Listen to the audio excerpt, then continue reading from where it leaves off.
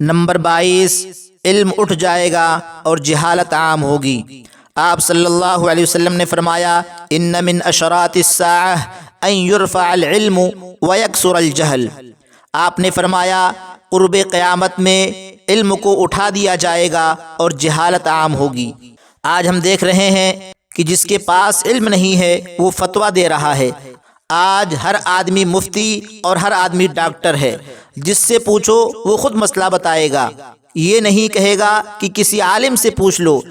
جس نے تھوڑا سا وقت بھی اللہ کے راستے میں لگا لیا ہے، چلہ یا 4 مہینہ لگ گیا ہے، تو بعض نادان شرعی مسئلہ بتانا شروع کر دیتے ہیں، حالانکہ نہیں بتانا چاہیے۔ دین کا معاملہ بڑا محتاط ہے۔ حدیث میں آتا ہے، من افتیٰ بغیر علم کان اسمہ علی من افتاہ، جس نے فتویٰ دیا بغیر علم کے سارا گناہ اس پر ہوگا۔ اگر کسی نے غلط مسئلہ بتایا اور کوئی اس پر عمل کرے گا تو سارا گناہ مسئلہ بتانے والے پر ہوگا۔ حضرات صحابہ کرام باوجود اس کے کہ دین جانتے تھے، عربی داں تھے، لیکن جب کوئی مسئلہ پوچھتا تو ہر ایک دوسرے کی طرف بھیجتا، دوسرا تیسرے کی طرف بھیجتا۔ ہر آدمی مسئلہ بتانے میں بڑی احتیاط کرتا تھا کہ کہیں مجھ سے کوئی غلطی نہ ہو جائے، کہیں میں گنہگار نہ ہو جاؤں، اور یہاں جس سے مسئلہ پوچھا جائے فوراً بتاتا ہے۔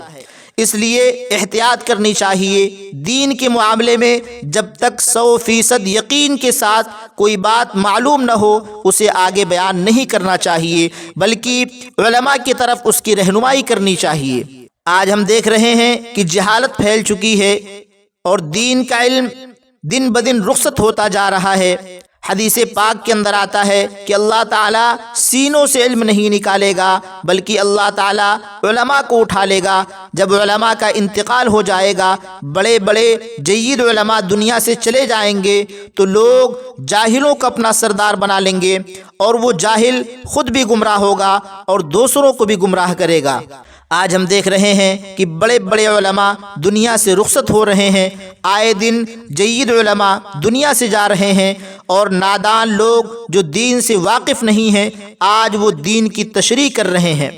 سوشل میڈیا کے ذریعے، ذرائع ابلاغ کے ذریعے جن کے اپنی ذات پر اسلام نافذ نہیں ہے وہ لوگوں کو اسلام سکھا رہے ہیں۔